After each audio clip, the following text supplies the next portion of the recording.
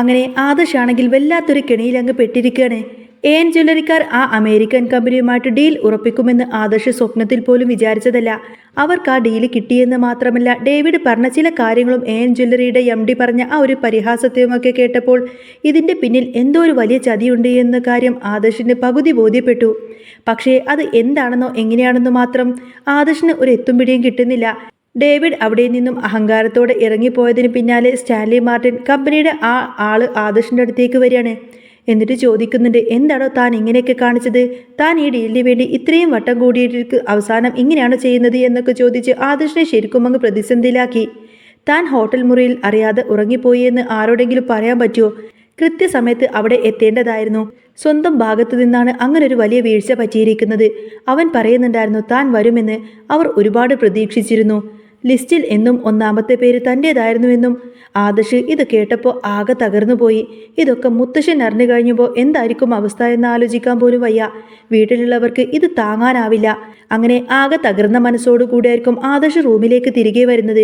ആ സമയത്ത് തന്നെ ആദർശിൻ്റെ ഉള്ളിൽ ചില സംശയങ്ങളൊക്കെ മുള പൊട്ടുന്നുണ്ട്. ഇതിൻ്റെ പിന്നിൽ ആരോ കളിപ്പിച്ചിട്ടുണ്ട്. പക്ഷേ അത് ആരാണെന്ന് മാത്രം പിടികിട്ടുന്നില്ല.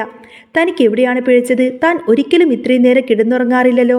നയന പോലും എത്ര വട്ടം വിളിച്ചതാണ്. റിസപ്ഷനിൽ നിന്ന് ആൾ വന്ന് വിളിച്ചിട്ടും എന്താ താൻ ഉണരാതിരുന്നത് എന്ന് ആദർശ് ആലോചിച്ചു നോക്കുകയാണ്.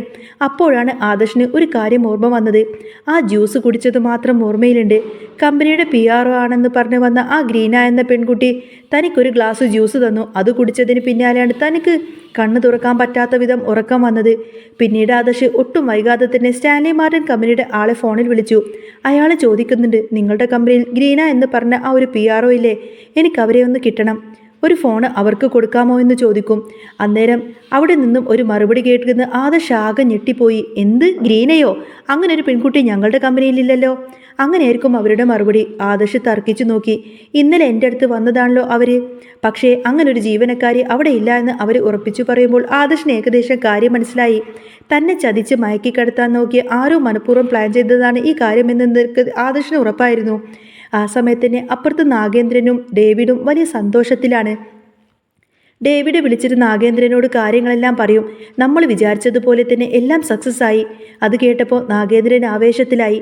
ആദർശ് ഡീൽ ഉറപ്പിച്ചതിന് ശേഷമാണ് അങ്ങോട്ടേക്ക് വരുന്നത് എങ്കിലും അവൻ ശരിക്കും അങ്ങ് നാണം കെട്ട് തിരിച്ചുപോയി എന്നും കേട്ടപ്പോൾ നാഗേന്ദ്രൻ അത് വലിയ സന്തോഷമായി. ആ അനന്തമൂർത്തി ഇതറിഞ്ഞു കഴിയുമ്പോൾ പതറിപ്പോവുമെന്ന് അയാൾ ചിരിച്ചുകൊണ്ട് പറയാണ്. അവന്തികയും അവിടെ ഉണ്ടായിരുന്നു. അവൾ ചോദിക്കുന്നുണ്ട്, അച്ഛാ നമുക്ക് ആ ഡീല് കിട്ടിയോ എന്ന്. കിട്ടി മോളെ എന്ന് പറഞ്ഞ് നാഗേന്ദ്രനെ അവൾ ഓടിച്ചെന്ന് കെട്ടിപ്പിടിച്ച് സന്തോഷം പ്രകടിപ്പിക്കുകയാണ്. ആദർശേട്ടൻ അവിടെ എത്താതിരിക്കാൻ വേണ്ടിയിട്ട് അച്ഛൻ എന്താ ചെയ്തത് എന്ന് അവന്തിക ചോദിച്ചപ്പോൾ നാഗേന്ദ്രൻ തൻ്റെ കള്ളക്കളി വെളിപ്പെടുത്തി. ഒരു പെണ്ണിനെ PRO ആയിട്ട് അങ്ങോട്ടേക്ക് വിട്ടുവെന്നും അവൾ ജ്യൂസിൽ ഉറക്ക ഗുളിക കടത്തിയിട്ട് ആദർശിന് കൊടുത്തു എന്നൊക്കെ. അങ്ങനെ അവൻ മണിക്കൂറുകളോളം തന്നെ സുഖമായി കിടന്നുറങ്ങിയെന്നും പറഞ്ഞു. ഇത് കേട്ടിട്ട് അവന്തികക്ക് വലിയ അത്ഭുതവും സന്തോഷവും തോന്നി. മൂർത്തി ജ്വല്ലറിയുടെ ഗ്രാഫ് താഴേക്ക് ഇടിയാൻ പോകുന്നുവെന്നും ആദർശിനെ MD സ്ഥാനത്ത് നിന്ന് തെറിപ്പിക്കാൻ ഇതൊരു നല്ല കാരണമാണെന്നും അവൾ പദ്ധതിയിട്ടു. അബി ഇതിനെക്കുറിച്ചിട്ട് അറിഞ്ഞിട്ടുണ്ടാവില്ലല്ലോ എന്ന് നാഗേന്ദ്രൻ പറഞ്ഞപ്പോൾ വീണ്ടും ഡേവിഡിനെ വിളിച്ചു. ഈ സമയം അബി വീട്ടിലാകെ ടെൻഷൻ അടിച്ചിരിക്കുകയാണ്. ഡീൽ ആദർശിനെ കിട്ടുമോ എന്നതായിരുന്നു അവൻ്റെ പേടി. അപ്പോഴാണ് ഡേവിഡിൻ്റെ കോള് വരുന്നത്. മൂർത്തി ജ്വല്ലറിക്ക് ഡീല് കിട്ടിയില്ല എന്നും എൻ ജ്വല്ലറിക്കാർ വിജയിച്ചു എന്നും കേട്ടപ്പോൾ അബിക്ക് വിശ്വസിക്കാനായില്ല.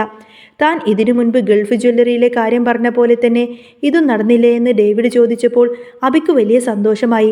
പക്ഷേ ഡേവിഡിന് അബിയെ കൊണ്ട് മറ്റൊരാവശ്യമുണ്ട്. അബിയുടെ ഭാര്യ മോഡലാണല്ലോ. കൂടാതെ ജ്വല്ലറിയിലെ രഹസ്യങ്ങൾ ചോർത്തി നൽകണം എന്ന് ഡേവിഡ് ആവശ്യപ്പെട്ടു. പണത്തിൻ്റെ കാര്യം നീ പേടിക്കണ്ട, നീ ചോദിക്കുന്നതിനേക്കാൾ വലിയ തുക നിന്റെ കൈകളിൽ എത്തുമെന്ന് പറഞ്ഞപ്പോൾ അബി അതിന് സമ്മതിച്ചു. മൂർത്തി ജ്വല്ലറി തകർന്ന് തരിപ്പണമാവണമെന്നാണ് എൻ്റെ ആഗ്രഹമെന്ന് അബി വെളിപ്പെടുത്തി.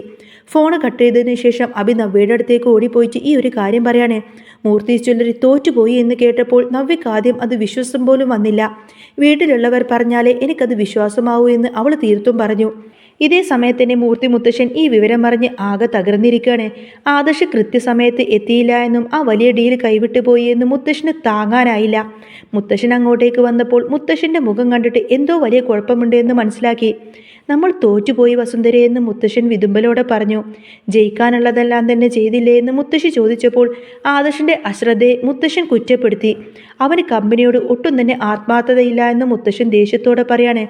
ആദർശ് മനഃപൂർവ്വം വരാതിരിക്കില്ലല്ലോ എന്ന് മുത്തശ്ശി ന്യായീകരിക്കാൻ ശ്രമിച്ചുവെങ്കിലും മുത്തശ്ശൻ അത് കേൾക്കാൻ പോലും തയ്യാറായില്ല. ഈ ഡീൽ കിട്ടിയാലേ കമ്പനി ഇനി ഉയരൂ എന്ന് അവൻ അറിയാമായിരുന്നു. എന്നിട്ടും അവനിത് നശിപ്പിച്ചു എന്ന് പറഞ്ഞ് മുത്തശ്ശൻ ആകെ അസ്വസ്ഥനായി നിൽക്കുകയാണ്.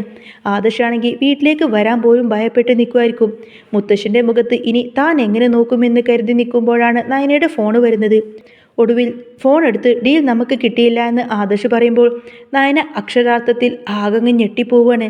തനിക്ക് കൃത്യസമയത്ത് എത്താൻ പറ്റിയില്ല എന്ന് ആദർശ് പറയുമ്പോൾ നയനയുടെ പ്രതീക്ഷകളെല്ലാം അങ്ങ് തകർന്നു. ഈ കാര്യങ്ങളെല്ലാം തന്നെ വീട്ടിലുള്ളവർ അറിഞ്ഞു കഴിഞ്ഞാൽ വലിയ പ്രശ്നമാകുമെന്ന് ഉറപ്പായിരുന്നു. പക്ഷേ അഭിയും നവ്യയും ജലജയും നാഗേന്ദ്രനുമൊക്കെ ഇത് വലിയ ആഘോഷമാക്കും. ആദർശ് നയനയെ നേരിടാൻ പോകുന്നത് ആ ഒരു വലിയ കൊടുങ്കാറ്റിനെ തന്നെയായിരിക്കും. ആദർശ് തകർന്ന മനസ്സോടുകൂടി തന്നെ മുറ്റത്തേക്ക് കാർ ഓടിച്ച് കയറുമ്പോൾ സിറ്റൗട്ടിൽ തന്നെ മുത്തശ്ശനും ബാക്കി എല്ലാ കുടുംബാംഗങ്ങളും ആദർശിനെ അവിടെ കാത്തു നിൽക്കുന്നുണ്ടായിരുന്നു. കാറിൽ നിന്നിറങ്ങിയ ആദർശിന്റെ മുഖത്തേക്ക് നോക്കാൻ പോലും മുത്തശ്ശൻ തയ്യാറായില്ല. താൻ ഈ തകർത്തത് വെറും ഒരു കച്ചവടമല്ല ആദർശേ, ഈ കുടുംബത്തിന്റെ അന്തസ്സും 100 കണക്കിന് തൊഴിലാളികളുടെ പ്രതീക്ഷയുമാണ്. മുത്തശ്ശൻ്റെ ആ വാക്കുകളെല്ലാം തന്നെ ആദർശിൻ്റെ ഉള്ളിലങ്ങ് തുളഞ്ഞു കയറി. ഒന്നും മിണ്ടാതെ തല താഴ്ത്തി നിൽക്കുന്ന ആദർശിനെ നോക്കിക്കൊണ്ട് നവ്യയും അഭിയും ഒളിച്ചിരുന്ന് ചിരിക്കുകയാണ്. നയന ഓടി വന്ന് ആദർശിൻ്റെ അരികിലേക്ക് നിന്നെങ്കിലും അവളെ രൂക്ഷമായി നോക്കിക്കൊണ്ട് തന്നെ മുത്തശ്ശൻ അകത്തേക്ക് പോയി. രാത്രിയിൽ മുറിയിലെത്തിയ ആദർശ് ആകെ അസ്വസ്ഥനായിരുന്നു. ആ ജ്യൂസ് തന്ന പെൺകുട്ടിയുടെ മുഖം അയാളുടെ മനസ്സിൽ മിന്നിമറഞ്ഞു. നയനെ ആശ്വസിപ്പിക്കാൻ ശ്രമിച്ചപ്പോൾ ആദർശ് അങ്ങ് പൊട്ടിത്തെറിച്ചു. നയനെ, എന്നെ ആരോ ഇത് മനഃപൂർവ്വം ചതിച്ചതാണ്. പക്ഷേ അതാരാണെന്ന് തെളിയിക്കാൻ എൻ്റെ കയ്യിൽ തെളിവൊന്നുമില്ല. എന്നാൽ നയനെ വിട്ടുകൊടുക്കാൻ തയ്യാറല്ലായിരുന്നു. പിറ്റേന്ന് പുലർച്ചെ തന്നെ അവൾ ആദർശിനെ നിർബന്ധിച്ചു ആ ഹോട്ടലിലേക്ക് വീണ്ടും കൊണ്ടുപോയി. അവിടുത്തെ CCTV ദൃശ്യങ്ങൾ പരിശോധിക്കണമെന്ന അവളുടെ വാശിക്ക് മുന്നിൽ മാനേജർക്ക് വഴങ്ങേണ്ടി വന്നു. ദൃശ്യങ്ങൾ പരിശോധിച്ചപ്പോൾ ആ ഞെട്ടിക്കുന്ന സത്യം അങ്ങ് പുറത്തു വന്നു. ആദർശിന് ജ്യൂസിൽ വിഷം നൽകിയ പെൺകുട്ടി ഹോട്ടലിൽ നിന്നും ഇറങ്ങി നേരെ കയറിയത് നാഗേന്ദ്രന്റെ ആളായ ഡേവിഡിന്റെ കാറിലേക്കായിരുന്നു. ആ കാറിന്റെ നമ്പർ കണ്ടതും ആദർശിന്റെ കണ്ണുകളിൽ കനൽ ജ്വലിച്ചു. ചതിയുടെ വേരുകൾ സ്വന്തം കുടുംബത്തിലേക്ക് തന്നെയാണ് നീളുന്നത് എന്ന് അവന് ബോധ്യപ്പെട്ടു. നയനയുടെ ധൈര്യത്തിൽ ആദർശ് ആ ഒരു തെളിവുമായി നേരെ മുത്തശ്ശന്റെ അടുത്തേക്ക് ചെല്ലാണ്. സത്യം വെളിപ്പെട്ടതോടുകൂടി തന്നെ അഭിയും നവ്യയും ഭയന്നു വിറച്ചു നിന്നു. നാഗേന്ദ്രന്റെ കള്ളക്കളി പിടിക്കപ്പെട്ടതോടുകൂടി തന്നെ മുത്തശ്ശൻ ആദർശനെ നെഞ്ചോട് ചേർത്ത് പിടിക്കാണ്. തോറ്റുപോയെന്ന് കരുതിയവർത്തു നിന്നു തന്നെ നീ ജയിച്ചു വന്നിരിക്കുന്നു എന്ന് പറഞ്ഞ് മുത്തശ്ശൻ ആദർശനെ വീണ്ടും ആ ഒരു MD സ്ഥാനത്ത് തന്നെ ഉറപ്പിച്ചു. നയനയുടെ നിഴൽ പോലെ കൂടെയുള്ള കരുത്താണ് തന്നെ രക്ഷിച്ചത് എന്ന് ആദർശ് തിരിച്ചറിയുന്നതോടുകൂടെ തന്നെ ആ ബന്ധം കൂടുതൽ ദൃഢമാവുകയാണ്.